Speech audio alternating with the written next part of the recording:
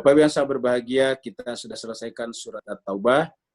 Surat At-Taubah berbicara tentang bagaimana Allah Rasul berlepas diri dari orang-orang musyrik yang melanggar perjanjian-perjanjian sebelumnya di Mekah. Pada saat terjadi Futuh Mekah, maka kemudian 1 tahun kemudian Allah dan Rasulnya diminta, Rasul dan orang mukmin oleh Allah diminta untuk berlepas diri dari mereka, kecuali bagi mereka yang masih mematuhi perjanjian mereka.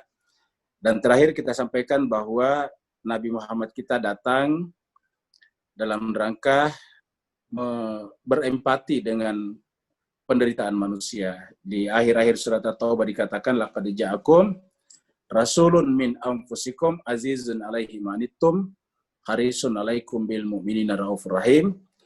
Ayat ini sering dibaca kalau biasanya ada acara-acara tahlilan. Sungguh telah datang kepada kalian seorang rasul dari kalangan kalian sendiri, yaitu azizun alaihi manittum, merasakan berat sekali penderitaan yang menimpa manusia.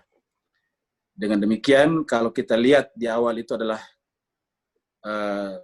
bagaimana Allah mengajarkan kepada kita melalui Nabi tentang pentingnya mengatur kehidupan kita dengan perjanjian-perjanjian, perundang-undangan, dan kita harus patuh kepadanya. Dan artinya bahwa persoalan kemanusiaan, salah satu faktor penting untuk menyelesaikannya adalah perjanjian-perjanjian dan patuh kepada patuh kepada peraturan-peraturan yang ada. Itulah sebabnya yang disebut dengan empati bukan berarti melanggar perjanjian. Empati kepada penderitaan manusia justru adalah tidak boleh melanggar perjanjian dalam melakukan aktivitas empati kita kepada manusia. Karena kalau kita berempati lalu melanggar aturan, berarti bahwa kita justru akan merusak kemanusiaan itu. Sekarang kita masuk surat Yunus. Surat Yunus ini adalah surat Makkiyah, surat yang ke-10. Jadi urutannya surat yang ke-10. Yunus ini adalah nama Nabi Yunus.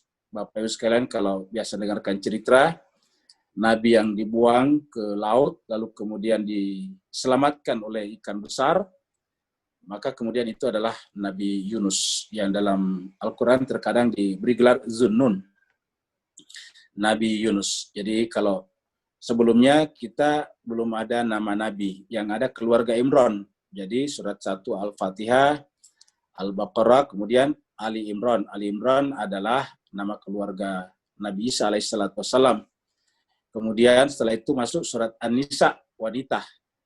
Baru kemudian Al-Ma'idah, hidangan. Kemudian Al-An'am, tentang hewan ternak. Lalu kemudian yang ke-7 Al-Araf, tempat yang tinggi. Al-Anfal, sitaan perang. Lalu kemudian At-Taubah atau Al-Bara'ah adalah berlepas diri ataukah bertaubat. Dan sekarang kita masuk pada nama surat yang menggunakan nama Nabi, yaitu Nabi Yunus alaihi salatu wassalam. Bismillahirrahmanirrahim. Jadi ini 109 ayat Makkiyah, jadi turun di Mekah. Yunus 109 ayat Makkiyah. Bismillahirrahmanirrahim. Alif Lam Ra. Tilka ayatul kitabil hakim. Bapak Ibu sekalian perhatikan di sini di ayat-ayat sebelumnya, di surat-surat sebelumnya, baik surat Al-Baqarah, surat Ali Imran, yang kita saksikan adalah bahwa huruf muqatta'ahnya, ini namanya huruf muqatta'ah. Huruf yang terpisah-pisah dibaca satu-satu. Dibaca alif, dibaca lam, dibaca ro. Jadi alif, lam, ro. Jadi alif dibaca berdiri sendiri, lam dibaca berdiri sendiri, ra dibaca berdiri sendiri. Sebelumnya yang ada adalah alif, lam, mim. Sekarang alif, lam, ro. Nah, kita lihat mas sekalian sebelumnya itu berdiri sendiri satu ayat. Kita lihat misalnya surat Al-Baqarah alif lam mim satu ayat. Baru masuk ayat kedua, dalikal kitabu la raiba fi hudal lil muttaqin. Kalau di sini bersambung alif lam ra tilka ayatul kitabil hakim. Itulah sebabnya surat ini termasuk menimbulkan perbedaan pendapat jumlah ayatnya. Bagi mereka yang memisahkan alif lam ra dengan ini, maka dia menyebutnya 110 ayat. Bagi mereka yang menyambung seperti sekarang ini, maka kemudian disebutnya 109 ayat. Mungkin ada yang bertanya, kenapa timbul perbedaan seperti itu? Karena pemberian nomor-nomor seperti ini itu belakangan munculnya. Jadi belakangan munculnya nomor-nomor 1. Dulu tidak pakai nomor, surat juga dulu tidak pakai nomor urut. belakangan biar gampang dikasih nomor urut suratnya, dikasih juga nomor urut ayatnya. Jadi kalau kita membaca hadis-hadis Nabi, kalau Nabi menyampaikan Al-Quran, tidak pernah mengatakan surat sekian, ayat sekian. Apa sebabnya? Karena waktu itu belum ada nomor-nomornya. Pemberian nomor-nomor datang belakangan, maka kemudian ketika pemberian nomor, ada yang menganggap ini harus satu nomor ini, alif lam ro. Seperti mana contohnya alif lam mim. Ya. Jadi di alif lam mim sebelumnya, Bapak sekalian kita lihat itu berdiri sendiri. Ya, kita lihat di sini. Ya. Di surat tentang ini. Ya. Nah, kita lihat ini. Surat 2 misalnya, Al-Baqarah. Nah, Bapak bisa lihat alif lam mim. Ini satu ayat. Ini nomor 1. Ya, baru kemudian ini nomor 2. Dzalikal kitabu la raiba fihi hudal lil muttaqin. Yaitu jadi ini 1. Begitu juga misalnya surat Al-Imran.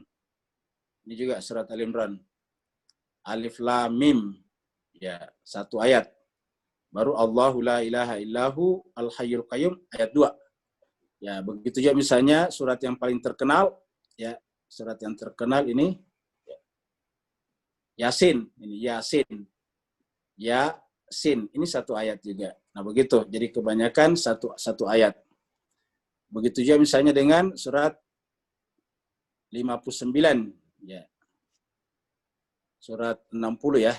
Jadi kita lihat surat 60. Ya. Surat 59, 60. Ya, bukan juga ya. 61 berarti. Ya. Berarti mulai Hamim itu 61 kita lihat. Ya, ada 61. Sabbaha lillahi ma fis samawati wa fil ard. Ya, jadi bukan surat yang dimulai dengan Hamim. Ya. Nah, jadi kalau yang lain itu adalah berdiri sendiri. Ya, jadi dia berdiri sendiri. Seperti tadi contohnya surat Ali Imran, Yasin, ya, kemudian ini surat 68 ya. Ya, kita lihat 68. Nun ini juga bersambung. Nun wal qalami wa ma yasturun. Jadi kalau nunnya kita berdirikan sendiri, berarti dia bertambah ayatnya. Ini nun. Jadi ini mirip dengan surat 10 tadi. Ya, nun wal qalami. Kita lihat lagi surat Toha, surat 20. Ya. Nah, ini Toha berdiri sendiri. Ini Toha berdiri sendiri. To dan ha berdiri sendiri. Baru belakangnya ma anzalna alaikal qur'ana litashqa. Jadi Toha ya. Jadi Toha itu adalah sama dengan alif lam mim, huruf terputus-putus. Toha. Ya, ini adalah berdiri sendiri sama dengan Yasin, ya. Kalau tadi kita lihat Nun sama dengan surat 10, yaitu sama dengan ini. Jadi tadi Nun wal qalami wa ma yasturun bersambung alif lam ra tilka ayatul kitabil hakim. Kemudian yang kedua, alif lam ra, huruf yang terputus-putus menunjukkan bahwasanya ya Al-Qur'an ini adalah ucapan. Ketika diucapkan maka yang muncul adalah tanda-tanda. Tanda-tanda yang muncul itu yang disebut dengan huruf-huruf. Jadi huruf itu tanda mulut kita terbuka a, nah kurang lebih begitu. Jadi sebetulnya namanya huruf-huruf itu adalah tanda gerakan mulut. Jadi a, ba. Jadi kalau misalnya kita mengatakan membuka mulut sambil mengatupkan bibir, ba baru terbuka, ba namanya. Tapi kalau tidak mengatupkan bibir namanya a. Jadi itu artinya apa? Ketika tertulis seperti ini dia menjadi makhluk karena dia menjadi huruf, dia menjadi gerakan tubuh. Ketika menjadi gerakan tubuh, keluar lahirlah simbol-simbol, lahirlah dalala namanya, tanda-tanda. Maka alif, ba, ta, sa itu adalah tanda-tanda yang dibuat oleh manusia dan artinya sebelum menjadi begitu, ketika berada pada diri Nabi, menyatu dengan jiwanya Nabi. Jadi Al-Quran yang hakiki itu sebetulnya ada pada jiwanya Nabi dan yang ada pada Lauhin Mahfuz.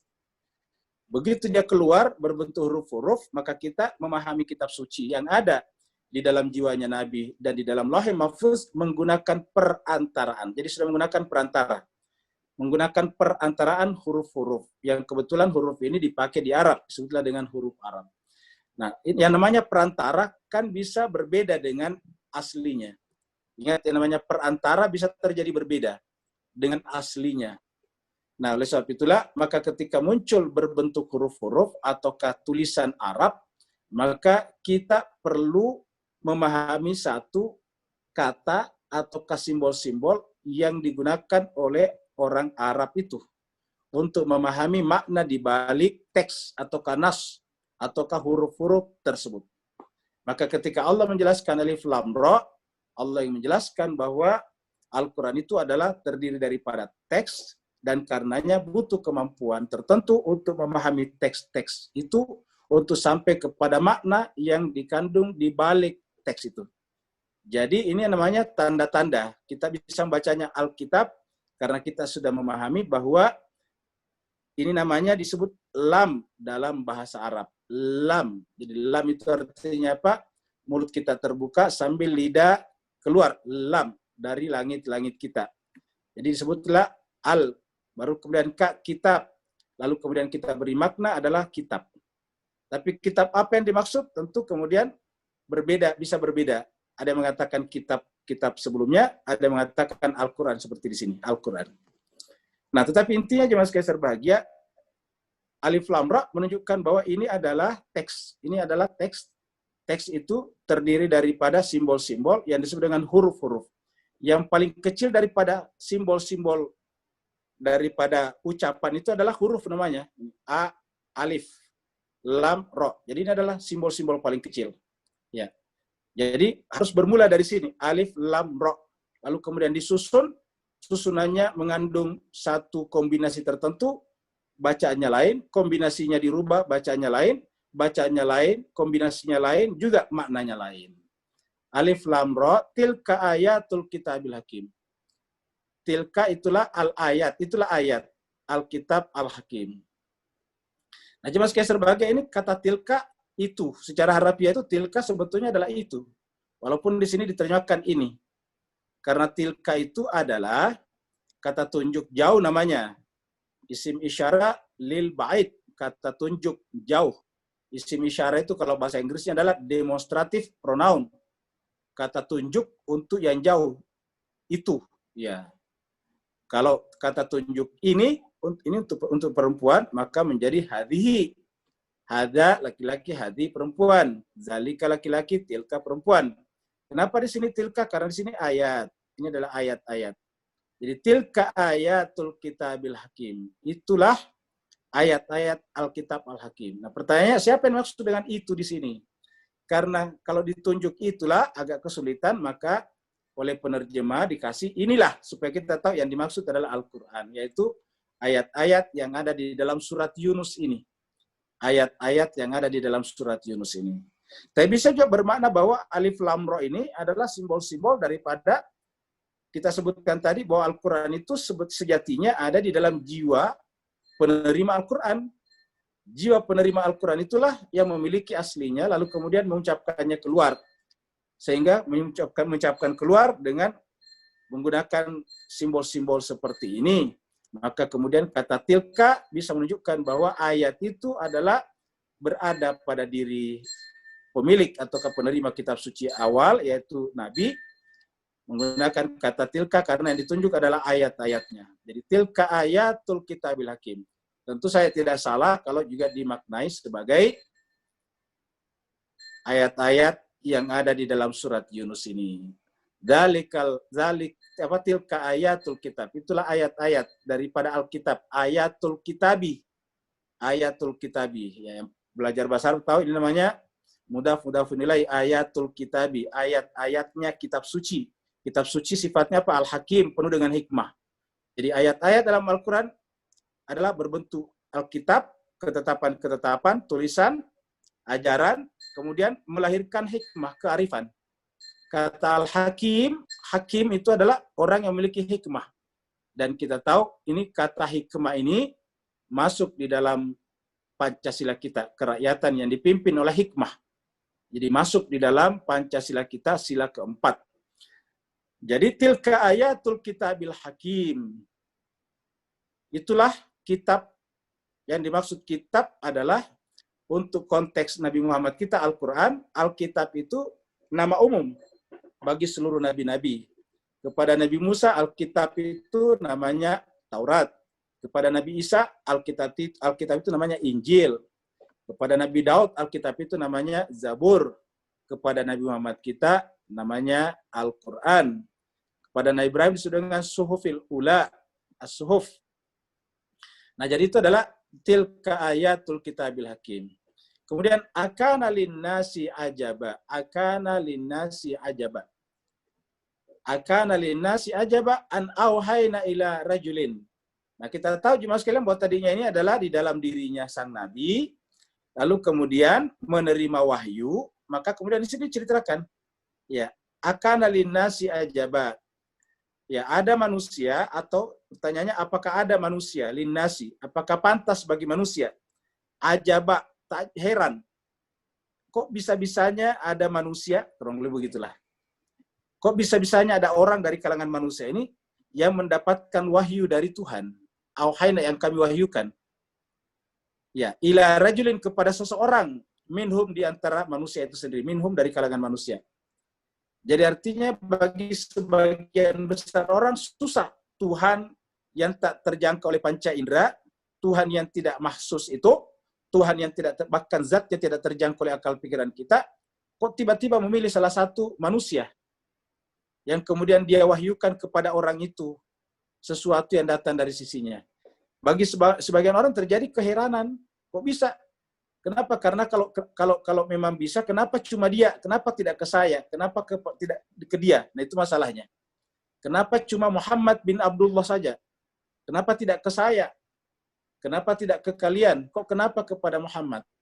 Ya, jadi pertanyaan-pertanyaan ini membuat mereka heran, yang menyebabkan nantinya menolak.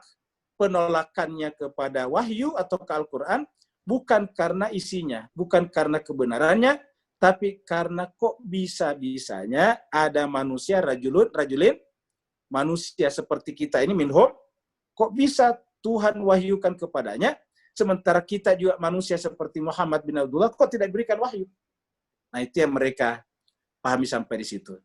Sehingga terjadilah ajaba, heran. Jadi pertanyaan, akan alinnasi ajaba.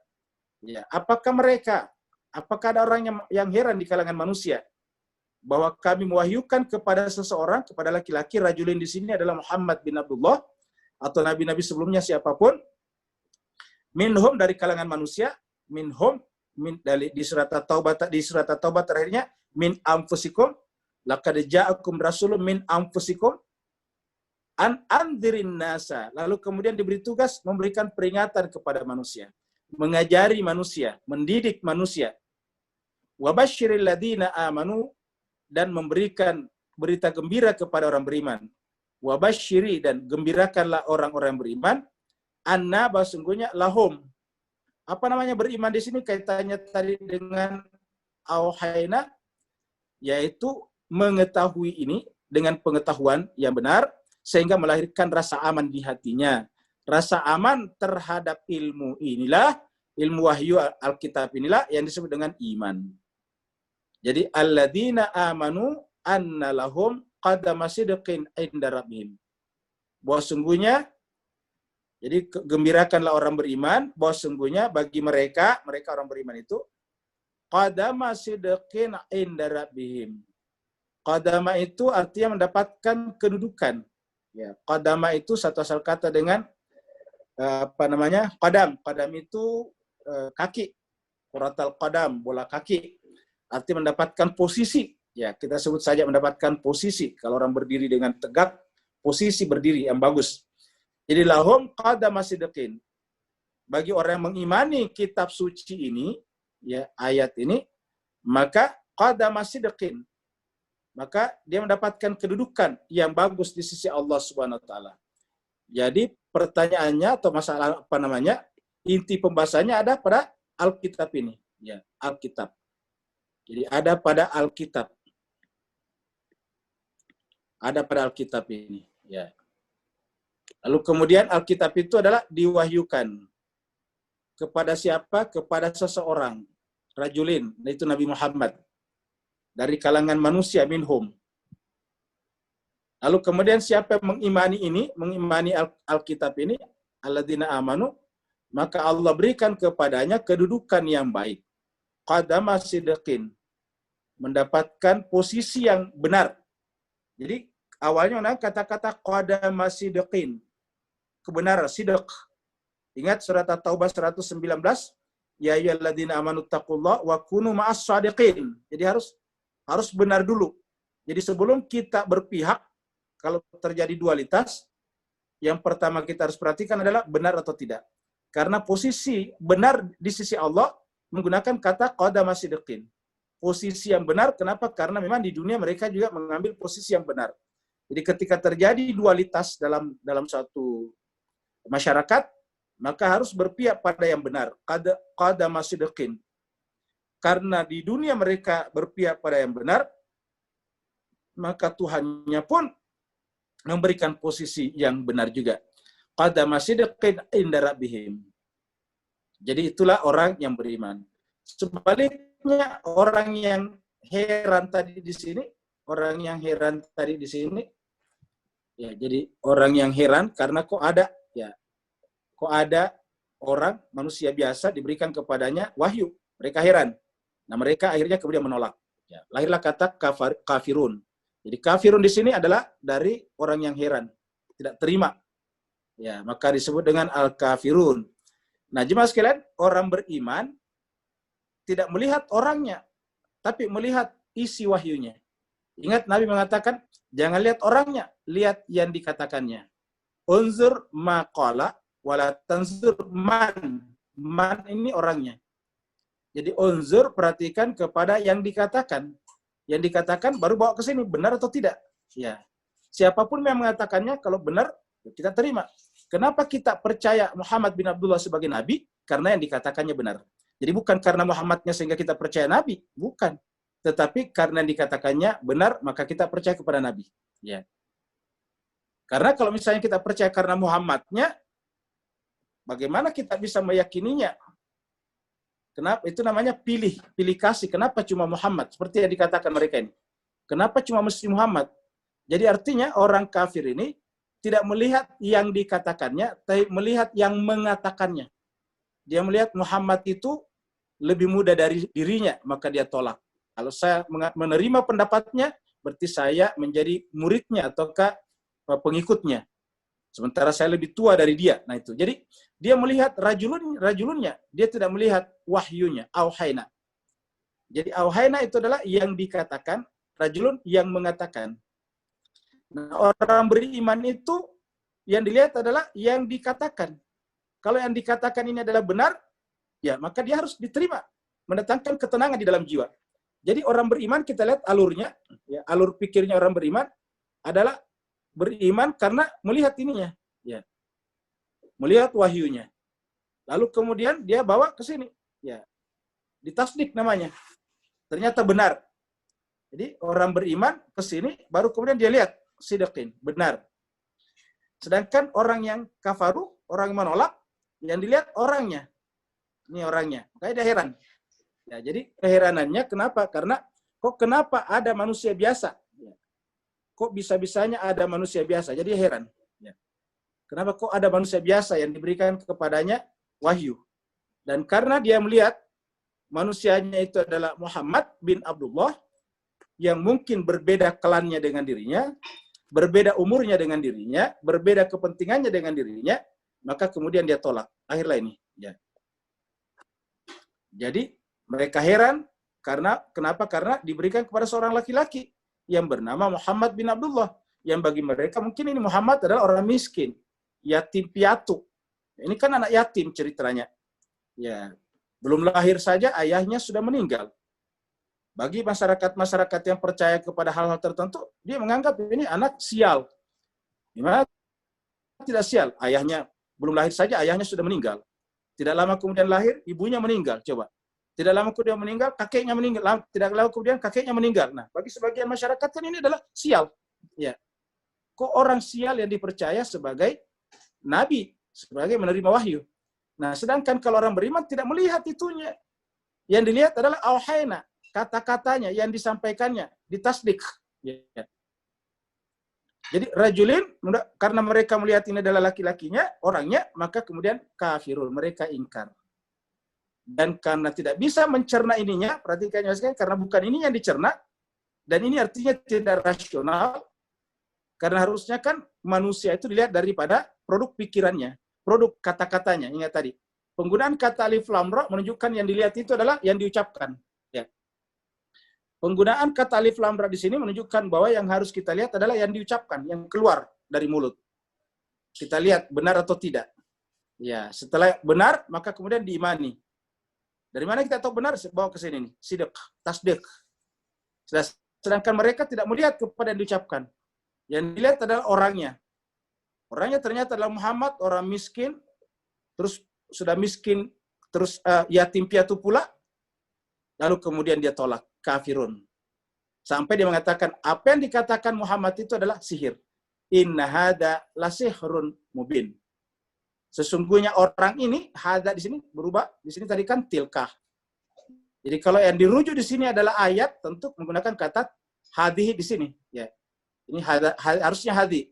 Kalau yang dirujuk di sini adalah ayatnya, kitab sucinya, tentu adalah hadhi. Kita tahu tadinya yang ditunjuk bagi dia kan bukan ayatnya, tetapi orangnya.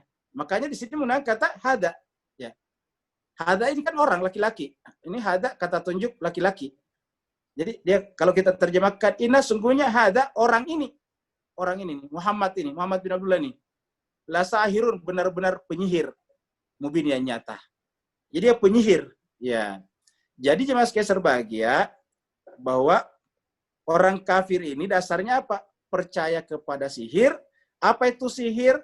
Ketidakmampuan mencerna sesuatu yang luar biasa, ketidakmampuan mencerna sesuatu yang luar biasa. Tetapi kenyataannya luar biasa, kenyataannya banyak orang yang ikut kepada Muhammad, sehingga yang dikatakan Muhammad adalah sihir. Jadi rata-rata kepercayaan kepada sihir itu adalah ketidakmampuan menjembatani antara fakta ya dengan cara berpikir yang bersangkutan. Ketika yang bersangkutan cara berpikirnya tidak mampu menangkap fakta itu, ya loncat. Jadi namanya jumping to conclusion. Loncat ke kesimpulan. Kesimpulannya apa? Ya sihir aja. Ya, jadi loncat ke sihir. Jadi ingat jemaah sekalian, jadi yang percaya sihir-sihir seperti ini kita mulai dari Fir'aun, percaya kepada sihir. Kita lihat lagi sekarang ini percaya kepada sihir. Nah, anehnya jemaah sekalian sampai sekarang masih banyak umat Islam yang rajin sholat dan baca Al-Quran yang justru juga percaya kepada sihir-sihir. Ya. Al-Quran mengatakan inna hada. Kata inna hada di sini ini kata-katanya ini. Ya. Allah mengutip orang ini berkata, inna sungguhnya hada orang ini yaitu Muhammad, yaitu ini rajulin, la itu benar-benar, sahirun. Sahir ini adalah pelaku, ya namanya fa'il, orang yang suka menyihir. La sahirun mubin adalah penyihir yang nyata. Jadi bagi dia Muhammad itu adalah tukang sihir. Nah begitu. Jadi mereka ini Muhammad adalah tukang sihir. Jadi mereka Muhammad itu adalah tukang sihir. Ya.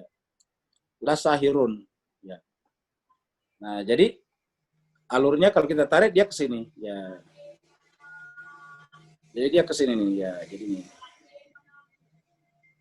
Ya. Tukang sihir yang nyata. Ya, jadi tukang sihir yang nyata. Ya. Supaya tidak mengganggu yang lain, kita pindahkan ke sini. Ya.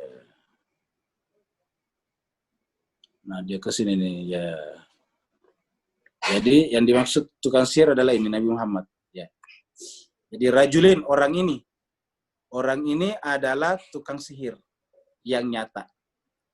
Jadi inna hadza sungguhnya orang ini yaitu Muhammad bin Abdullah la sahirun, benar-benar tukang sihir yang nyata. Nah, jadi Bapak Ibu jemaah sekalian, tanpa kita sadari, kalau kita tidak bisa mempelajari Al-Quran ayat demi ayat dengan baik dan mencernanya, akhirnya kita akan jatuh kepada kepercayaan seperti orang ini.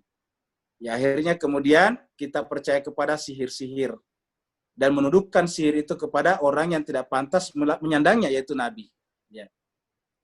Inna rabbakumullah, sesungguhnya yang mengutus, yang memberikan wahyu kepada Nabi Muhammad ini adalah Tuhan kalian, yaitu Allah. Inna rabbakumullah. Ya, sesungguhnya wahyu itu datang dari Tuhan kalian. Sungguhnya Tuhan kalian adalah Allah. Jadi Tuhan kalian itu adalah Allah Subhanahu wa taala. Tuhan kalian adalah Allah. Siapakah Allah yang dimaksud dalam Al-Quran yang diajarkan oleh Nabi Muhammad itu?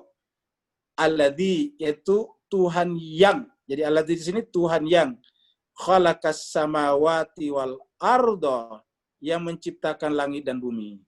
Jadi yang dimaksud adalah Tuhan yang menciptakan langit dan bumi. Khalaqas samawati wal arda. Tuhan yang menciptakan langit dan bumi.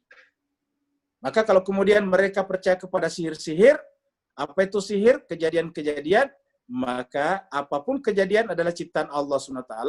Kalau sihir itu adalah menyebabkan tertolaknya hukum-hukum Allah, maka terbukti bahwa sihir itu tidak benar. Kenapa? Karena sihir adalah menyebabkan tertolaknya hukum-hukum Allah melalui wahyu ini. Sedangkan apapun yang terjadi dalam semesta adalah ciptaan Allah.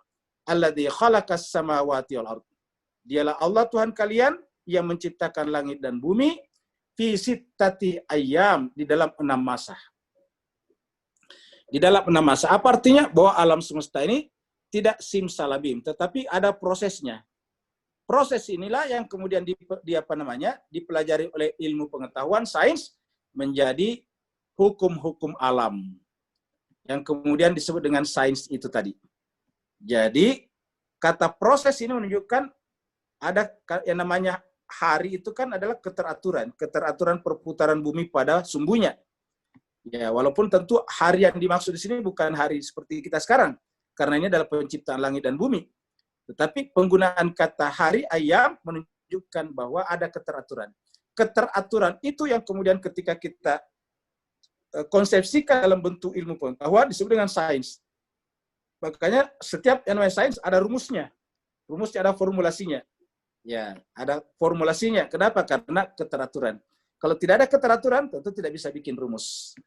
Jadi khalaqas samawati wal arda fi sittati ayyam, di dalam 6 masa. Tsumma stawa 'alal arsy. Tetapi ciptaan langit dan bumi ini Tuhan tidak ada di sini. Maksudnya zatnya Tuhan tidak di sini. Ya. Terus zatnya Tuhan di mana? Di suatu tempat yang dalam Al-Quran secara simbolik disebut dengan al-arsy. Istawa 'alal arsy. Summa kemudian dia Allah istawa 'alal arsy. Bersemayam di arasy. Jadi dia Allah itu adalah bersemayam. Kata bersemayam itu artinya, ya namanya bersemayam itu bertahta. Ya, bertahta. Di mana? Di arasy. Nah tentu ini namanya ayat-ayat mutasyabihat. Ini namanya ayat mutasyabihat, kita sudah pernah pelajari di surat Al-Imran. Kenapa mutasyabihat? Menyerupai manusia. Raja itu namanya bertahta. Raja itu tempat bertahtanya namanya arasy. Ya. Arasy itu adalah tempat bertahta. Kursi kerajaan namanya arasy. Tahta kerajaan. Ya, jadi bersemayam di tahta kerajaannya. Jadi artinya apa? Zat Tuhan itu berbeda dengan yang lain. Kenapa? Karena zat Tuhan tidak bersama dengan yang lain. Kalau zat Tuhan bersama dengan yang lain, maka berarti bahwa dia namanya panteisme atau komunisme. Nah, itu tidak seperti itu. Lalu kemudian bagaimana dengan samawati wal ardh? Apakah Tuhan berpisah dengan dia? Tidak. Tetapi yang bersama dengan semuanya adalah adanya Tuhan. Jadi Tuhan itu punya 2 unsur. Pertama punya eksistensinya, adanya. Yang kedua adalah zatnya. Zatnya Tuhan tidak bisa dipersepsi oleh akal pikiran manusia. Kenapa? Karena dia adalah basit, sederhana sekali. Tidak tersusun. Kenapa tidak tersusun? Karena kalau tersusun, maka penyusun-penyusunnya mendahului zatnya. Berarti dia bukan al-awwal, yang awal. Sedangkan di tempat lain dikatakan Allah itu adalah al-awwalu. Dia adalah awal. Nah dengan demikian, zatnya Allah itu adalah sangat basit, sederhana. Karena dia basit, akal tidak mampu menjangkaunya. Karena tidak terbuat dari bagian-bagian. Tidak terstruktur, tidak tersusun. Yudabbirul amra, dialah yang mengatur urusan. Jadi al-amra. Apa itu amar? Urusan. Jadi di sini ada kata urusan. Yudabbirul amrah. Apa itu urusan? Nah, perhatikan ya sekalian, segala sesuatu ya.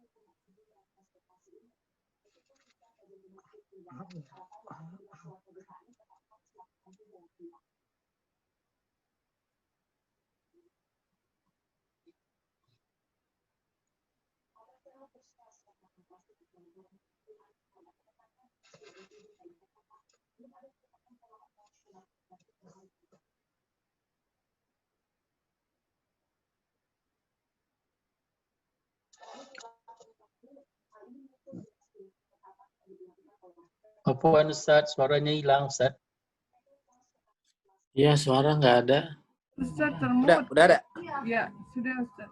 Ya, jadi tadi mohon maaf keluar tadi ya. Ya, jadi kita berdoa mudah-mudahan ke depan internet kita semakin bagus ya. Nah, tadi kita sampai di sini nih. Ya.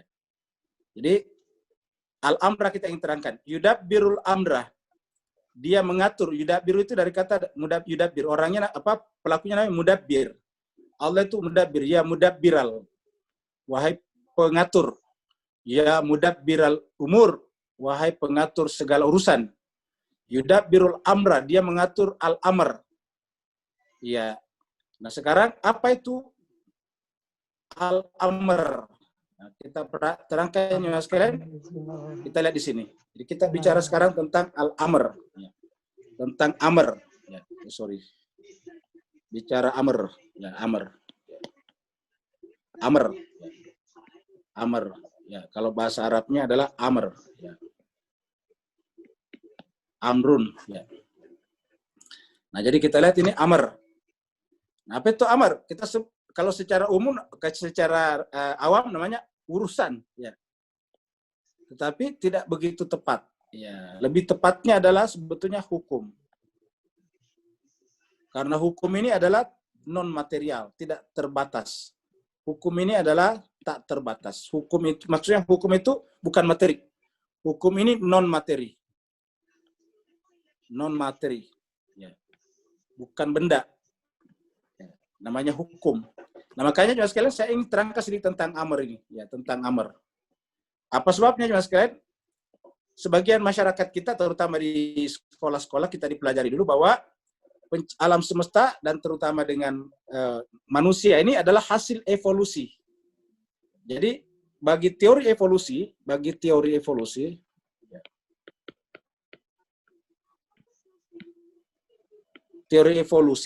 ya tidak ada Tuhan, yang ada adalah semuanya terjadi dengan sendirinya. Lalu kemudian kejadian itu berevolusi namanya. Apa itu evolusi? Evolusi itu adalah perubahan sedikit demi sedikit dari yang sederhana menuju kepada yang complicated, yang kompleks. Jadi evolusi adalah, jadi kita batasi pada evolusi. Evolusi adalah perubahan sedikit-sedikit. Perubahan sedikit demi sedikit. Sedikit demi sedikit. Ya. Dari yang sederhana menjadi semakin kompleks, semakin rumit, kompleks. Ya. Semakin rumit ataukah kompleks. Ya. Jadi perubahan dari sedikit demi sedikit, ya. Jadi perubahan sedikit demi sedikit dari yang sederhana kemudian menjadi kompleks. Jadi menurut teori evolusi tadinya cuma sel satu, lalu kemudian menjadi banyak, lalu kemudian bertulang belakang, kan begitu ceritanya. Baru kemudian lahirlah kehidupan di laut, lalu kemudian yang di laut bergerak ke darat. Maka ada transisi laut darat namanya amfibi. Setelah sampai di darat, lalu kemudian mereka mulai beradaptasi dengan kehidupan di darat. Mulai ada di antara mereka yang kemudian mulai tinggi kakinya untuk berlari dengan cepat. Karena di darat beda dengan di laut. Maka kemudian kaki mulai ada yang panjang. Dan seterusnya. Nah, tetapi jemaah sekalian, kalau kita percaya yang terevolusi sebagai kejadian penciptaan, maka tentu ada dua di sana. Jadi dalam evolusi itu, jadi di dalam evolusi ini, ya, ada dua. Memastikan ada dua. Ya. Ada sesuatu yang berevolusi, ya, ada sesuatu yang berevolusi. Yang kedua ada hukum, ya. Hukum evolusi. Ya. Jadi harus ada dua. Ada sesuatu yang berevolusi dan ada hukum evolusi. Ini harus tidak bisa dipungkiri. Kenapa? Karena ini kan bergerak secara teratur. Dari sederhana menjadi kompleks. Itu kan hukum namanya. Jadi kita tahu dalam evolusi harus ada sesuatu yang berevolusi dan ada hukum yang diikuti sesuatu ini. hukum evolusi yang diikuti sesuatu ini, maka disebut dengan berevolusi. Kalau tidak ada hukumnya kan acak, tidak mungkin terjadi keteraturan. Nah, pertanyaannya kalau sesuatu ini terjadi dari sederhana, tadi di sini dari sederhana kemudian menjadi semakin kompleks, lalu bagaimana dengan hukum evolusi? Apakah hukum evolusi juga berevolusi? Nah, tentu tidak mungkin. Karena namanya hukum itu adalah tetap. Ingat, namanya hukum itu adalah tetap. Ya. Jadi hukum ini adalah tetap. Ya. Kalau dia tidak tetap, tidak bisa jadi hukum. Berarti sebelum terjadinya evolusi, harus hukum terlebih dahulu. Tidak mungkin bersamaan. Nah, jadi artinya apa? Sesuatu itu didahului sesuatu yang lain, yaitu hukum. Nah, pertanyaannya ialah, kalau ini terjadi karena hukum evolusi dan disebut dengan kebetulan, pertanyaan, lalu siapa yang mengadakan ini hukum evolusi? Pertanyaan paling penting yang kita ajukan kepada penganut teori evolusi. Siapa yang menciptakan hukum evolusi? Ya. Tidak mungkin hukum evolusi lahir dengan sendirinya. Karena hukum evolusi lahir dengan sendirinya, berarti dia berevolusi juga. Ketika dia berevolusi, dia bukan hukum evolusi, tetapi sesuatu yang berevolusi. Nah, dengan demikian, Bapak sekalian, hukum evolusi itu pasti ada penciptanya. Dan di sini dijelaskan, ternyata ya Allah itulah yang yudabbirul amra. Dia itulah yang bertahta di arasy, yang mengatur hukum evolusi. Urusan. Ya. Yudabbirul amra. Dialah yang mengatur hukum-hukum di alam semesta ini. Yudabbirul amra ma min syafi'in. Karena dialah yang mengatur segala urusan, maka tidak ada yang bisa memberikan syafaat. Ya. Jadi ingat, tidak ada. Kenapa syafaat itu artinya apa?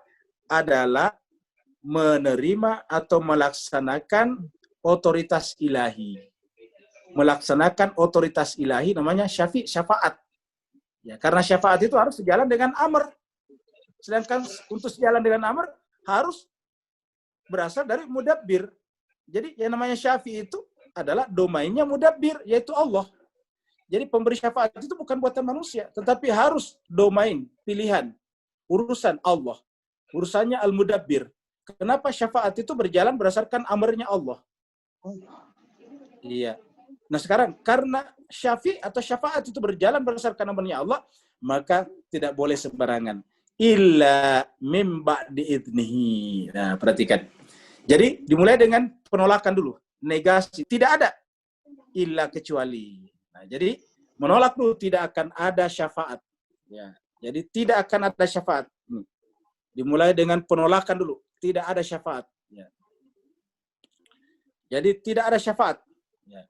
Illa kecuali mim ba'di idnihi, setelah mendapatkan izin dari Allah. Illa mim ba'di iznihi.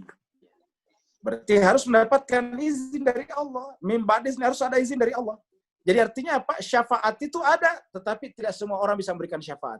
Nah, makanya Pak Bu sekalian, karena kita semuanya pasti akan mati, dan pada saat kita mati, semua ikhtiar kita diputus. Tidak bisa kita berikhtiar lagi di sana. Kalau kita ditentukan masuk neraka karena banyak dosa, tidak bisa kita lari dari sana, dari neraka.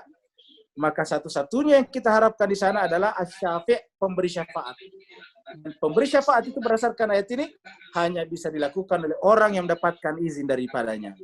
Ma min syafi', tidak ada pemberi syafaat di sisinya illa mim ba'di, kecuali orang yang mendapatkan izin daripadanya. Jadi namanya syafi', penerima otoritas ilahi. Jadi kalau kita ingin mengikuti seseorang suci, harus kita pastikan dia penerima otoritas ilahi atau tidak. Ya, kalau penerima otoritas manusia, ya tidak bisa. Harus penerima otoritas ilahi. Kenapa? Karena Allah lah yang mudabbirul amra, yang mengatur segala urusan. Dzalikumullah. Dan yang berikan izin itu siapa? Allah. Dzalikumullah rabbukum. Itulah Tuhan kalian. Dzalikumullah rabbukum. Itulah Allah, ya. Dzalikumullah rabbukum fa'buduhu, maka sembahlah dia saja. Ya. Maka sembahlah Allah Subhanahu wa taala, fa'buduhu, sembahlah dia. Afala tadzakkarun, kenapa kalian tidak mengambil pelajaran, memikirkannya? Ya. Siapa yang tidak memikirkannya? Yang mengatakan mengatakan ini adalah sihir. Jadi jemaah sekalian, orang yang tidak mempelajari Al-Quran berarti jumping to conclusion. Ini sihir. Ya. Afala tadhakkarun, kenapa kalian tidak mengambil pelajaran? Ilaihi marji'ukum jami'a, kepada dialah, kepada Allah, zalikumullah rabbukum, abuduhu inilah, inna rabbakumullah alladhi khalaqas samawati wal ard fi sittati ayyam, yang istawa alal arsh, yang yudabbirul amra, yang memberikan syafaat. Nah, Tuhan mengatakan, kepadanya lah kalian akan dikembalikan. Ilaihi marji'ukum jami'a. Tidak ada pengecualian. Kalian semuanya pasti akan dikembalikan kepadanya. Jadi ilaihi marji'ukum jami'a. Semua kalian akan dikembalikan kepadanya. Ilaihi marji'ukum. Kepadanya lah kalian akan dikembalikan. Jami'a semuanya tanpa kecuali. Siapapun orangnya, apapun agamanya, apapun keyakinannya, percaya atau tidak percaya adanya Tuhan, semuanya kembali ke kita. Kita tidak kembali kepada komunitas kita. Maka jangan sampai kebenaran kita tolak hanya karena pengaruh komunitas kita. Jangan sampai kebenaran kita tolak karena pengaruh dari senior kita. Jangan sampai kebenaran kita tolak karena pengaruh daripada moyang kita. Harus benar-benar ditasdik. Kenapa? Allah hanya memberikan kedudukan sidq di sisinya karena di dunia melakukan pekerjaan tasdik. Qadama sidqin inda rabbihim. Jadi Allah mengatakan kalian semuanya akan dikembalikan kepadanya. Apapun organisasi masanya, Muhammadiyah, NU, Persis, ya partai politiknya, PDI Perjuangan, Golkar, P3, PKS, semuanya kita akan kembali kepadanya. Apapun warna kulitnya, hitam, putih, coklat, kuning, merah, semuanya kembali kepada Allah. Laki, perempuan, semuanya akan kembali kepada Allah. Ilaihi marji'ukum jami'a. Kepada dia Allah lah, kalian semuanya akan dikembalikan. Tanpa kecuali. Kita lihat, kakek kita sekarang kemana? Sudah tidak ada. Mereka kembali satu persatu. Ya. Wa'dallahi haqqan. Dan itu janji Allah pasti benar. Jadi janji Allah pasti akan terlaksana. Haqqan. Janji Allah itu adalah haqqan. Apa sebabnya? Coba kita lihat. Kenapa kita kembali kepadanya? Karena dia juga yang menciptakan tadi semuanya. Ini, dia menciptakan segalanya. Baru apa karakter ciptaan Tuhan? Innahu yabda'ul khalqa. Yang tidak bisa dilakukan manusia dan menunjukkan bahwa ini ada kekuatan luar biasa, yaitu dialah. Sesungguhnya dialah. Ya beda'u, ya memulai. Ya beda'u itu memulai, memulakan. Al-khalq, penciptaan. Khalq itu penciptaan. Summa yu'iduhu, kemudian mengulanginya. Jadi karakter pembeda yang paling nyata adalah ya beda'u, dia memulai, lalu kemudian yu'iduhu, dia mengulanginya. Ya. Berulang-ulang. Dan tidak ada manusia yang bisa melakukan ini. Contohnya jemaah sekalian. Allah menciptakan ayam. Dari ayam keluar telur. Telurnya nanti kemudian menjadi ayam lagi. Ayamnya bertelur lagi. Keluar jadi ayam. Itu namanya berulang-ulang. Dia mulai menciptakan ayam, terus kemudian berulang-ulang. Melalui proses ayam, telur, ayam, telur, ayam, telur. Dia pertama kali memulai menciptakan mangga. Dari mangga keluar biji. Tumbuh mangga baru lagi. Dia memulai berulang terus-menerus. Dia pertama kali memulai menciptakan Adam dan Hawa. Lalu kemudian Adam dan Hawa melahirkan. Anaknya Adam dan Hawa melahirkan lagi. Begitu seterusnya berulang-ulang. Ya. Yabda'ul khalqa tsumma yu'idu. Dia memulai penciptaan dan dia mengulanginya. Itu sebabnya kuda yang kita lihat sekarang sama dengan kuda awal. Manusia yang kita lihat sekarang sama dengan manusia awal. Kenapa? Dia memulai dan dia menciptakannya. Dia mengulanginya. Dia memulainya dan dia mengulanginya. Tidak ada yang bisa melakukan ini manusia. Coba manusia bikin mobil. Mobilnya nanti bertelur, lahir mobil baru. Nggak bisa. Ya. Mobil menciptakan komputer. Komputernya nanti beranak, hamil. Mengeluarkan anak komputer baru. Nggak bisa. Ya. Ciptaan manusia lama-kelamaan semakin ketinggalan zaman, jadul, tidak bisa kepakai lagi. Sedangkan yang namanya ciptaan Tuhan, yang namanya ayam yang kita makan sekarang, persis ayam pada zamannya Nabi Adam. Yang kita sebut dengan kambing sekarang, sama dengan kambing yang dulu dimakan oleh Habil dan Kabil. Tidak ada bedanya. Kenapa? Innahu yabda'ul khalqa tsumma yu'idu. Dia yang memulai penciptaan, kemudian dia mengulanginya. Tidak ada manusia manapun yang melakukannya. Ini menunjukkan itu benar-benar bukan sesuatu yang kebetulan. Kenapa? Mengikuti alur. Itu yang disebut tadi dengan yudabbirul amrah. Ya. Yudabbirul amrah. Semuanya seperti itu. Ular, biawak, buaya, harimau, macan, kancil, tupai, semuanya seperti itu. Berulang-ulang. Pohon kelapa, pohon belimbing, pohon durian, pohon buah naga, semuanya sama. Berulang-ulang semuanya. Dia memulai penciptaan dan dia mengulanginya. Ini saja sesuatu yang luar biasa sebetulnya. Tidak ada yang bisa melakukannya. Ya. Bayangkan kalau ini tidak dilakukan, maka ya tidak ada lagi ikan sekarang. Sudah habis sejak zaman dahulu. Tidak ada lagi ayam sekarang. Sudah habis sejak zaman dahulu. Tidak ada lagi kambing sekarang. Sudah habis sejak zaman dahulu. Tetapi karena diulangi berulang-ulang, maka kita sampai sekarang masih bisa makan kambing. Kita banyak membaca berita bahwa Nabi Ibrahim dulu makan kambing. Nabi Ishak dengan anak-anaknya, Nabi Yakub dengan anak-anaknya menggembala kambing. Sampai sekarang kambing masih ada. Ya. Nabi Musa datang ke Madian menjumpai anak-anaknya Nabi Syuaib, memberi minum kambing-kambingnya. Sampai sekarang kambing itu masih ada. Kenapa? Kambing yang ada sekarang pengulangan dari kambing yang digembala oleh anaknya Nabi Syuaib, yang dibantu oleh Nabi Musa memberikan minuman. Kambing itu juga yang merupakan keturunan daripada kambing yang dipelihara oleh Nabi Yakub bersama dengan anak-anaknya yang 12 itu. Jadi innahu yabda'ul khalqa tsumma yu'iduh.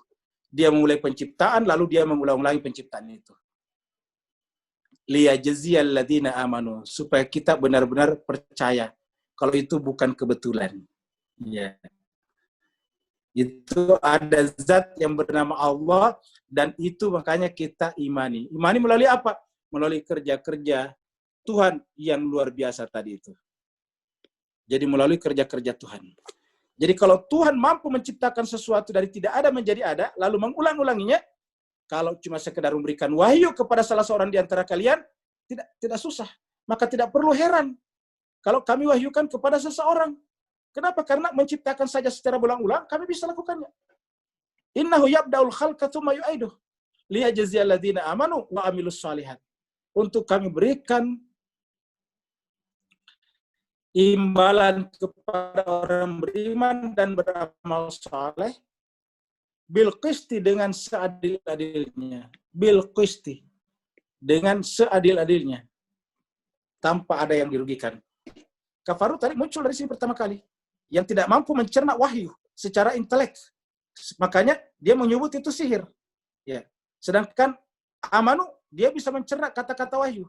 Orang kafir dia melihat hanya orangnya saja, sehingga melahirkan sentimen pribadi, lahir vested interest dalam penilaiannya. Lalu kemudian orang beriman tidak. Maka dikatakan walladzina kafaru, orang yang kafaru tadi itu lahum syarabun min hamimin wa adzabun alim bima kanu yakfurun. Maka pada orang yang kafaru menolak ini, kafaru menolak hukum-hukum ini atau menolak Allah melalui ayat ini, bagi mereka syarabun, disiapkan nanti minuman. Disiapkan nanti minuman, syarabun dari mana? Min hamimin, dari air panas, cairan panas. Kenapa kira-kira Bapak Ibu sekalian disiapkan syarabun hamimin? Syarab ini adalah minuman, dari kata syariba syarabu, minum. Syarabun, minuman. Hamim dari air yang panas atau cairan yang panas. Kenapa? Karena sebetulnya Allah menciptakan kita yabda'ul khalqa tsumma yu'iduhu, yaitu dengan dahaga keingintahuan. Ingat, dahaga keingintahuan. Lalu kemudian untuk memenuhi secara total kafa daripada dahaga keingintahuan itulah Allah menurunkan wahyunya sebagai komplementer dari langit dan bumi yang diciptakannya. Jadi langit dan bumi adalah wahyu yang tercipta, sedangkan awhayna ila rajulin adalah wahyu yang tertulis, terucapkan. Jadi ini adalah wahyu yang terucapkan, sedangkan ini adalah wahyu yang terciptakan. Maka terjadi komplementasi, saling melengkapi. Tidak mungkin bertentangan antara al-khalq dengan wahyu ini. Tidak mungkin terjadi perbedaan antara wahyu dengan al-khalq yang disebutkan di sini, khalq. Jadi tidak mungkin terjadi perbedaan ya dengan ini. Apa sebabnya? Karena khalq ini pelakunya adalah dia, Allah. Wahyu pelakunya adalah dia, Allah. Tidak mungkin sumbernya sama, lalu kemudian ke bawah, lalu kemudian terjadi kontradiksi atau kepertentangan. Itu tidak mungkin. Ya, maka oleh sebab itulah jemaah sekalian, bagi orang-orang yang kafaru, kenapa disiapkan minuman? Karena di dunia diberikan kepadanya sifat dahaga ingin tahu, tapi dahaga ingin tahunya itu tidak dipenuhi dengan mempelajari kebenaran. Sehingga dianggap dia membiarkan dirinya haus terus-menerus. Orang yang haus terus-menerus sama dia minum air panas. Ingat, kalau kita haus, minum air panas itu tambah haus. Ya. Makanya kalau kita haus sekali, biasanya enaknya minum air biasa, air yang dingin. Jadi dikatakan, lahum syarabun min hamimin. Mereka akan diberikan minuman yang sangat panas. Kenapa? Dihukum. Hukumannya apa? Di dunia tidak pernah memanfaatkan dahaga keingintahuannya tentang as-sidq, kebenaran tadi. Tentang al-haq, Allah yang benar ini. Dan karenanya juga wa'adzabun alim, diberikan azab yang pedih. Kenapa azab yang pedih? Karena azab itu bermula dari pikiran, bermula dari hati. Jiwa-jiwa yang tidak terpenuhi dahaga kebenarannya, dia akan tersiksa. Dia akan tersiksa. Wa'adzabun alimun bimana kanu yakfar. Allah mengatakan, bukan Allah memberikan hukuman itu kepadanya. Lalu siapa? Dirinya sendiri. Dari mana kita tahu? Ini kata-kata bima, disebabkan oleh. Jadi adzabun alimun, syarabun hamimin, bima, disebabkan oleh. Bima ini disebabkan oleh. Atau disebabkan karena. Kanu yakfurun. Mereka dulu di dunia kafaru. Kalau ada kata kana atau kanu dalam bahasa Arab, baru di belakangnya ada fi'il mudhari', itu menunjukkan selalu. Dulu mereka selalu begitu. Jadi waktu di dunia selalu menolak. Sedikit-sedikit menolak. Tidak pernah mau melakukan verifikasi. Tidak pernah mau melakukan klarifikasi. Selalu menolak. Kanu yakfurun. Mereka selalu menolak kebenaran. Ya. Jadi kanu yakfuruna. Mereka selalu menolak. Huwallazi ja'ala asy-syamsa diya'an wal qamara nura. Dialah Allah yang menjadikan matahari bersinar. Jadi matahari itu memancarkan cahaya. Diya'an itu adalah cahaya. Dialah Allah yang memancarkan cahaya. Diya'an. Wal qamara nuran. Dan menjadikan rembulan mengeluarkan cahaya. Jadi dia memancarkan cahaya, sedangkan nur dari bulan. Jadi bulan itu sebetulnya hanya memantulkan cahaya, nur. Sedangkan ini adalah memancarkan. Jadi yang punya cahaya asli adalah yang diya'an. Yang memancarkan cahayanya itu asli adalah matahari. Sedangkan rembulan itu hanya memantulkan saja. Jadi nur yang ada di rembulan itu adalah berasal dari asyams. Nah, apa itu asyams? Matahari. Matahari itu adalah bola raksasa yang disebut dengan planet raksasa yang panas. Yang terbakar. Jadi terbakar. Jadi matahari itu terbakar. Kalau orang pakai teleskop, kelihatan loncatan-loncatan bunga apinya keluar. Jadi itu adalah terbakar, planet raksasa yang terbakar. Nah, karena terbakar melahirkan dua hal. Ya, melahirkan dua hal. Ketika terbakar, melahirkan dua hal. Yang pertama adalah api panas, yang kedua cahaya. Nah, jadi ingat, melahirkan dua unsur, yaitu panas dan cahaya. Ketika cahayanya terpisah dari panasnya, nur. Kita lihat, ketika rembulan menerima itu cahaya dari matahari, lalu memancarkan ke kita, tidak terasa panasnya. Bapak Ibu sekalian, kalau malam hari, bagaimanapun terangnya bulan, sampai disebut dengan supermoon, supermoon itu adalah bulan sangat besar, karena dekat posisinya dengan bumi, tetap tidak panas. Kenapa? Yang memancar dari kita cuma cahayanya saja, enggak ikut panasnya. Kalau ikut panasnya, dia diya'an. Jadi matahari itu adalah melahirkan bola api, diya'an. Tapi pada saat yang sama juga ada nur. Jadi diya'an dan ada nur. Jadi ini adalah menyalah. Dia itu adalah menyalah. Ya. Wal qamara nura. Wa qaddarahu, dan dia menentukan kadarnya. Kadar itu menentukan kadar. Manazila, tempat-tempat. Manazil itu adalah bentuk-bentuk rembulan. Ini al-qamar, setiap malam berubah bentuknya, Bapak Ibu sekalian. Setiap bentuk namanya manzil. Ya, bentuk jamaknya manazil. Jadi setiap malam berubah bentuknya. Mulai dari yang sangat tipis sekali. satu Ramadan, satu Syawal itu tipis sekali, tidak bisa kita lihat. Hanya orang-orang tertentu yang berada di Menara Suar misalnya, atau kayak yang menggunakan alat teleskop yang bisa melihatnya. Nah, hari besoknya, hari kedua sudah mulai agak besar, hari ketiga mulai besar. Nah, setiap perubahan itu namanya manazil. Wa qaddarahu manazil, dan itu adalah keteraturan, ada keteraturan. Ya. Tidak pernah loncat-loncat. Hari ini adalah seperti sabit, tiba-tiba besok menjadi purnama, nggak mungkin. Ya. Itu berubah sedikit-sedikit, itu beraturan. Kenapa? Karena ada amr yang mengaturnya. Jadi rembulan bisa begitu karena ada amr. Rembulan adalah sesuatunya, sedangkan hukum semestanya adalah amr namanya. Wa qaddarahu manazila lita'lamu, supaya dengan perubahan keadaan dari malam ke malam kalian mengetahui adada sinina wal hisab. Kalian bisa membuat bilangan-bilangan. Kalian bisa membuat kalender. Kalian bisa membuat jadwal kegiatan. Kalian bisa bikin daftar proyek-proyek. As-sinin, tahun. Tahun berarti ada hari-harinya. Adada sinina wal hisab. Kalian bisa bikin bilangan tahun dan hisab perhitungan. Jadi perhitungan itu bisa terjadi kenapa? Kalau ada patokannya, ada yang dihitung. Dan yang dihitung itu harus teratur. Lahirlah hitungan. Keteraturan al-qamara, maka kemudian kita bisa membuat hitungan, membuat perhitungan-perhitungan dalam tahunan. Mulai daripada harian, mingguan, bulanan, sampai tahunan. Ma khalaqallahu dzalika illa bil haqq. Allah tidak menciptakan semuanya itu kecuali dalam keadaan al-haq. Ya. Jadi di sini jemaah sekalian, yang penting adalah kata al-qamara dan asy-syamsah. Ya. Ini dua hal yang tidak bisa dipisahkan. Jadi ada dua entitas di sini, asy-syamsah wal qamara. Asy-syamsah al-qamara. Allah menyebut dirinya sebagai apa? Allahu nurus samawati wal ardh. Berarti syams.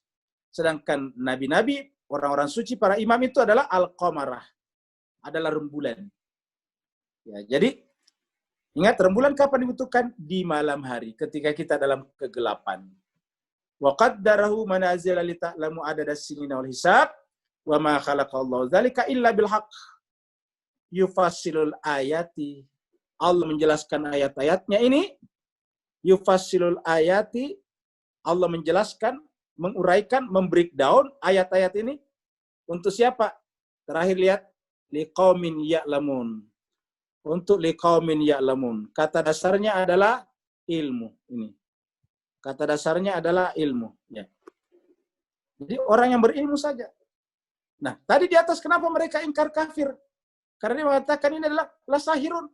Jadi artinya apa? Sihir itu hanya dipercaya oleh apa? Oleh orang yang kehilangan the power of ilmunya, kekuatan ilmunya. Ya. Jadi yufassilul ayati liqaumin ya'lamun. Makanya Fir'aun percaya kepada sihir. Kenapa?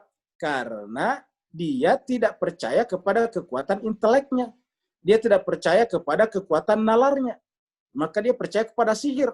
Ketika Nabi Musa mengeluarkan mukjizatnya, dia katakan itu adalah sihir yang nyata. Lupa bahwa sebetulnya intinya adalah ilmu. Jadi ingat, yufassilul ayati liqaumi ya'lamun. Allah menjelaskan ayat-ayatnya bagi kaum yang mengetahui. Inna fi ikhtilafil laili wan nahari wa ma khalaqallahu fis samawati wal ardh la ayatin liqaumin yattaqun. Inna, sungguhnya, fi ikhtilafil laili, pada pertukaran silih bergantinya al-lail, malam, wan nahar, dan siang, wa ma khalaqallahu, dan apa yang Allah ciptakan fis samawati wal ardh. Jadi apa yang Allah ciptakan di langit dan bumi itu terjadi pertukaran, terjadi tadi silih berganti, telur ayam, biji mangga, biji mangga, begitu seterusnya. Iya, harimau dewasa, harimau bayi, manusia dewasa, manusia bayi, begitu terus menerus. Yang sekarang mendengarkan tadabbur kita pada malam hari ini, 50 tahun yang lalu, 60 tahun yang lalu juga adalah bayi. Iya. Sekarang menjadi dewasa namanya. Kenapa? Terjadi pertukaran, silih pergantian. Jadi inna fi ikhtilafil laili wan nahar wa ma, dan apa saja yang Allah ciptakan. Jadi bukan hanya malam dan siang, tetapi malam dan siang disebutkan di sini menunjukkan adanya pertukaran dalam malam dan siang yang teratur menyebabkan kita bisa membuat hitungan-hitungan. Kita bisa membuat rencana-rencana kehidupan. Jadi kita tidak pernah bisa keluar dari hukum-hukum Allah. Wa ma khalaqallahu fis samawati wal ardh, dan apa yang Allah ciptakan di langit dan di bumi. Apa saja yang Allah ciptakan, wa ma khalaqallahu samawati wal ardh. Fis samawati wal ardh. Apa kata Allah? La ayatin, ada tanda. Ada tanda, ada alamat. Siapa? Bagi kaum yang bertakwa. Ya. Bagi kaum yang bertakwa, liqaum yattaqun. Nah, jadi jemaah sekalian urutannya adalah di sini takwa, di sini ilmu, di atas adalah penciptaan. Ingat, penciptaan tadi sini. Di sini adalah khalq, ini khalq. Jadi dengan mempelajari khalq, mempelajari tadi wahyu, akan berjumpa di satu titik yang disebut dengan iman. Dan iman nantinya itu melahirkan yang disebut dengan takwa. Jadi ilmu melahirkan takwa. Jadi kita lihat. Jadi tidak bisa kita loncat ke sini tanpa ini ilmu. Perhatikan urutannya. Ilmu dulu, baru ini lahir takwa. Allah mengatakan yufassilul ayati liqaumin ya'lamun. Baru la ayati liqaumin yattaqun. Jadi orang tidak bisa bertakwa hanya dengan saja membaca-baca doa saja, tidak bisa. Harus ada unsur pengetahuan di dalamnya. Jadi la ayatin liqaumin yattaqun. Innal ladzina la yarjuna liqa'ana. Harusnya pengetahuan ini tadi melahirkan kerinduan kepada yang satu tadi, kepada Allah yang menciptakan segala-galanya. Ini tema pembicaraan kita dari ayat 1 sampai ayat 6, cuma dia saja. Dia mewahyukan kepada Nabi, dia menciptakan langit dan bumi, dia yang bertahta di arsy, dia membuat siang dan malam bersilih berganti, dia menciptakan matahari dan rembulan, sehingga kemudian lahirlah terang di siang dan malam hari. Allah mengatakan, seharusnya orang yang pelajari itu melahirkan kerinduan, ketertarikan untuk mempelajari zat dia yang berada di balik semuanya itu. Dan dia yang berada di balik semuanya itu namanya Allah ataukah Rabb. Nah, harusnya keinginan berjumpa dengan itulah disebut kerinduan, yarju, harapan. Innal ladzina la yarjuna, sungguhnya orang-orang tidak punya harapan, tidak punya keinginan, tidak punya cita-cita berjumpa dengan kami, kata Tuhan. Waradu bil hayati dunia, dan dia merasa sudah cukup dengan kehidupan dunia. Wasma'annu biha, dan merasa tentram dengan dunia. Walladzina hum an ayatina ghafilun, dan mereka adalah orang-orang yang lalai. Jadi perhatikan jemaah sekalian berbahagia, orang-orang yang tadi kafaru di atas, yang mengatakan ini adalah sihir, yang tidak berilmu, yang tidak kemudian mengantarkannya kepada takwa. Takwa adalah fokus gerakan kita yang terfokus kepada dia yang satu. Orang yang tidak mengikuti alur ini, orang tidak mengikuti rute itu, mereka adalah layar juna. Mereka adalah orang yang tidak punya raja, harapan. Untuk apa? Liqa'ana, untuk berjumpa dengan kami. Jadi tidak punya harapan untuk liqa'ana, berjumpa dengan kami. Dan mereka orang seperti itu sudah merasa puas dengan kehidupan dunia. Radu bil hayatid dunia. Mereka sudah merasa puas dengan kehidupan dunia. Sudah merasa cukup. Dia lupa bahwa dunia yang dimilikinya berubah, dia lupa bahwa dirinya juga berubah. Dirinya yang memiliki dunia berubah dari tahun ke tahun, menjadi semakin tua, semakin tidak bisa mengakomodasi semua harta bendanya. Kenapa? Tidak bisa memakan semua daging, dan tidak bisa memakan semua yang manis. Dan banyak lagi yang lain. Ya, tidak bisa menikmati propertinya yang lain. Kenapa? Karena bisa tiba-tiba masuk angin. Jadi, waradu bil hayati dunia. Mereka redok dengan kehidupan dunia. Bukan hanya redok, tetapi ini radu ini redok. Ya. Kalau orang beriman kan redoknya kepada Allah, tapi ini redoknya kepada kehidupan dunia. Watsma'annu biha, dan merasa tenang dengan dunia. Sudah merasa cukup. Watsma'annu biha. Watsma'annu biha, merasa tentram, itmi'nan dengan dunia. Nah, kalau orang itu sudah merasa redok dengan dunia, merasa tentram dengan dunia, tidak ada keinginan lagi berjumpa dengan Allah, berarti orang itu benar-benar sudah tertipu. Orang itu benar-benar sudah lalai. Al-Quran mengatakan, hum an ayatina ghafilun. Mereka adalah orang-orang yang sudah lalai daripada ayat kami. Jadi mereka adalah an ayatina ghafilun. Mereka adalah orang-orang yang ayatina terhadap ayat kami ghafil, lalai. Sudah lalai. Jadi sudah tidak memperhatikannya. Apa untungnya? Tidak ada. Kenapa? Yang bersangkutan cepat atau lambat akan meninggal dunia juga. Ya. Bapak Ibu yang menghadiri sekarang majelis talim, yang sekarang umurnya 60 tahun, berarti 30 tahun ke depan, atau 25 tahun ke depan ketika negara kita memperingati hari ulang tahunnya yang ke-100, berarti sudah berumur 85 tahun. Ibu coba berkaca di depan cermin, membayangkan dirinya berumur 85 tahun. Yang sekarang sudah berumur 60 tahun. Ya. Artinya apa? Kita tidak bisa selamanya tinggal di dunia. 85 tahun, 25 tahun ke depan, ketika negara kita berhari ulang tahun yang ke-100, banyak yang bisa terjadi dengan kita. Kalau toh masih hidup, mungkin sudah di kursi roda. Kalau toh kita masih hidup, mungkin sudah di rumah sakit. Di mana-mana yang ada adalah selang saja. Kalau toh kita mungkin hidup, mungkin mata kita saja yang melihat-lihat, tidak bisa lagi melakukan apa-apa. Begitulah seterusnya. Maka Al-Quran mengatakan, orang yang tidak punya harapan berjumpa dengan kami, orang itu tandanya sudah reda dengan kehidupan dunia, merasa tenang dengannya, mereka adalah orang yang lalai. Mereka tidak pernah tertarik untuk mempelajari ayat-ayat kami. Apa kata Allah? Ulaika ma'wahumun nar bima kanu yaksibun. Allah mengatakan mereka itulah orang-orang yang tempatnya di neraka. Ma'wahumun nar. Ulaika ma'wahumun nar. Siapa yang masukkan ke dalam neraka? Bukan Allah. Ini muncul lagi kata bima. Sebab. Jadi bima ini adalah sebab. Ya.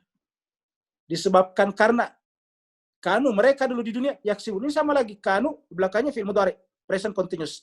Bima kanu yaksibun karena mereka melakukan perbuatan yang mengantarkan ke neraka.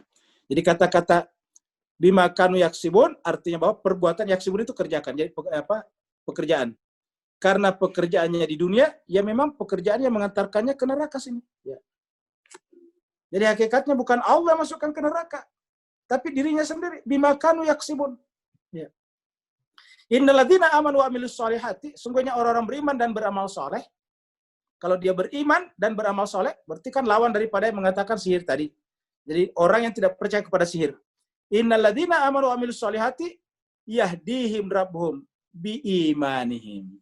Orang yang beriman kepada ayat-ayat Allah, amanu, alladzina amanu, jadi orang-orang yang alladzina amanu, orang-orang yang beriman, wa amilus solihati, beramal soleh, yahdihim rabbuhum biimanihim. Maka dengan iman ini, Allah akan beri petunjuk kepada mereka. Jadi kita lihat jemaah sekalian, harus iman dulu. Bagaimana bisa sampai dengan iman? Ya, mempelajari tadi ayat-ayat Allah, baik dalam kitab suci Al-Quran ataupun di alam semesta. Ya, dalam penciptaan. Yahdihim rabbuhum, Tuhan mereka akan membimbing mereka. Jadi Tuhan mereka akan membimbing mereka biimanihim, dengan imannya tadi. Dengan iman yang tadi itu. Biimanihim. Ya, jadi ini ke sini arahnya. Ya. Jadi karena imannya, maka mereka mendapatkan petunjuk. Dan mereka tajri min tahtihimul anhar. Mereka mendapatkan sorga yang mengalir di bawahnya sungai-sungai fi jannatin naim. Tempatnya mereka adalah fi jannatin naim. Tempat mereka adalah fi jannatin naim. Ya. Dakwahum fiha salam, fiha subhanak. Doa mereka, dakwah ini bisa berarti doa, bisa berarti dakwah. Doa mereka di dalamnya fiha, di dalamnya dalam surga, subhanaka, masuci engkau ya Allah, Allahumma ya Allah. Wa tahiyyatuhum dan penghormatan kepada mereka. Jadi dakwah mereka dakwah mereka di dalam surga itu adalah subhanakallahumma. Terus kemudian tahiyyatuhum, penghormatan mereka kepadanya, penghormatan Allah kepada mereka, fiha di dalamnya salam. Ya. Jadi di dalamnya ada dua nih. Dakwah mereka di dalamnya adalah subhanak. Seruan mereka subhanakallahumma. Jadi yang ada di dalam, ya Allah subhanak. Kita masuk surga subhanak. Allahumma subhanak. Subhanakallahumma. Kemudian, penghormatan Allah kepada mereka di dalamnya apa? Salam. Salam. Ya.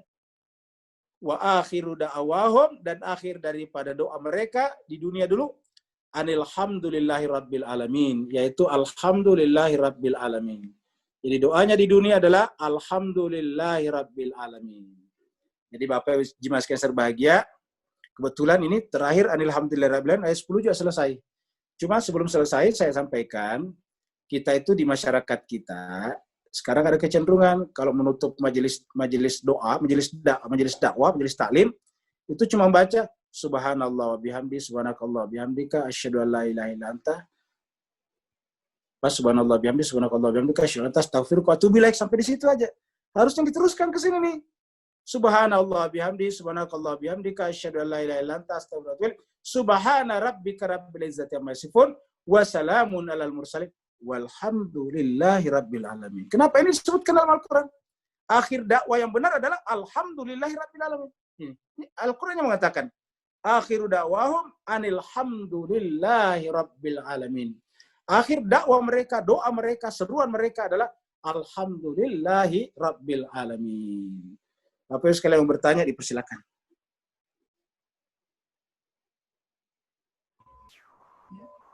Silakan Bapak Ibu yang mau bertanya, dinyalakan sendiri mic-nya.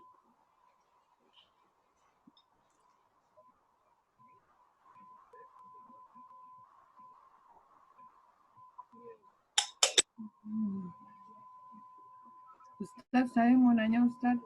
Silakan. Ayat pertama dari surat Yunus ini di ada alif lam ra terus tilka. Nah, kalau karena kata tilka itu menunjuk itu perempuan. Nah, apakah asbabun nuzulnya ada yang ditunjuk dan perempuan itu siapa Ustaz? Ataukah karena menunjuk ayat Quran ini dianggap sebagai gendernya perempuan? Mohon penjelasan lebih rincinya Ustaz. Ya, terima kasih pertanyaannya, Dokter. Jadi kita sampaikan bahwa kita selama ini berbicara tentang asbabun nuzul ya, asbabun nuzul. Ada asbabun nuzul namanya, sebab turunnya ayat, asbab ya. Asbabun nuzul. Asbab ini bentuk jamak dari sababun nuzul, sebab turun. Nah, jemaah sekalian, perlu kita sampaikan bahwa kitab yang merangkum hadis-hadis yang menjelaskan sebab nuzulnya Al-Quran yang terkenal sampai sekarang ke kita cuma dua. Yang pertama kitabnya Al-Wahidi yang berjudul Asbabun Nuzul. Itu ayat yang ditemukan oleh Al-Wahidi ada asbabun nuzulnya cuma sekitar 700-an ayat. 700-an ayat. Jadi 700-an ayat saja. Nah, sedangkan ayat totalnya adalah sekitar 6.000-an. Ya, 6.000-an ayat. Berarti artinya apa?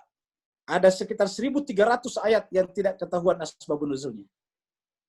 Ya, kalau kita buka buku asbabun nuzulnya Imam Al-Wahidi, kita temukan hanya 700 hadis atau 700 ayat yang disebutkan asbabun nuzulnya. Datang lagi ulama belakangnya, Imam Suyuti dengan bukunya Lubabun Nukul fi Asbabin Nuzul. Mengatakan bahwa yang 700 ayat, yang 700 hadis yang berbicara tentang 700 ayat ini, tidak semuanya bisa dipertanggungjawabkan kesahihannya. Banyak yang digugurkan oleh Imam Suyuti. Jadi dapat kita bayangkan betapa banyaknya ayat yang tidak ketahuan lagi asbabun nuzulnya. Ya, walaupun memang tidak semua ayat juga ada asbabun nuzulnya. Tapi paling tidak ada cerita tentang di mana dan kapan ayat itu turun. Seperti Iqra, pasti ketahuan di mana kejadiannya. Nah, jemaah sekalian, jadi dengan demikian kata tilka di sini ketika ditanyakan sesungguhnya apa? Kita tidak menemukannya di dalam kita baca misalnya yang paling rajin mengangkat asbabun nuzul kalau bikin tafsir itu adalah Ibnu Katsir, juga tidak disebutkan. Yang pasti kita hanya berpegang kepada teks. Apa teksnya? Ini tilka adalah kata tunjuk perempuan. Ya, ini adalah kata tunjuk untuk perempuan. Ya, kata tunjuk jauh untuk perempuan. Jadi namanya isim isyara lil bait lil muannats. Ya, untuk mufrad tunggal. Jadi tilka ayatun. Nah, paling tidak mana yang ditunjuk tilka? Ayat. Ini ayat ini adalah perempuan. Ataukah surat? Surat ini adalah perempuan. Ya. Ini surat juga kata surat perempuan. Jadi bisa menuju ke sini juga. Itulah surat. Ya, tetapi bisa juga kepada yang lain. Karena kalau misalnya pada saat ayat ini turun, tentu surat ini belum berbentuk tulisan, belum berbentuk kitab. Nah, sementara ketika Nabi membacakan ini kan harusnya ada yang ditunjuk. Nah, maka kata tilka, kata hada, dan sebagainya, sangat mungkin yang ditunjuk itu adalah orang-orang tertentu yang ada pada zaman Nabi, yang merupakan representasi hidup daripada kitab suci Al-Quran.